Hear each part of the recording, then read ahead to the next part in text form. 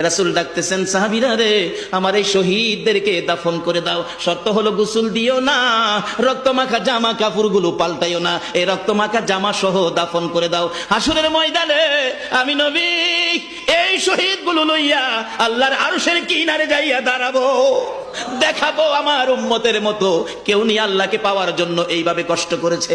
এবার দাফনের কাজ শুরু হলে কিতাব লেখে 69 জনের দাফন শেষ। 70-এর মাথায় আসওয়াদ দূরে পড়ে আছে।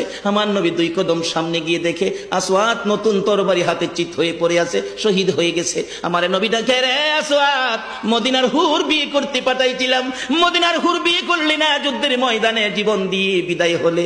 আসওয়াদ রে, নতুন তরবারিটা হাতে রে। আসওয়াদ একজন সাহাবী বলেন, হুজুর বিয়ের বাজার করতে এসে আপনি যুদ্ধে গেছেন, খবর পাইয়া বিয়ের বাজারের টাকা দিয়ে যুদ্ধের বাজার করেছে, আসওয়াদ শহীদ হয়েছে। আমার নবী ডাকে, মাবুদ, আমার আসওয়াদকে তুমি কি দিবা গো আল্লাহ?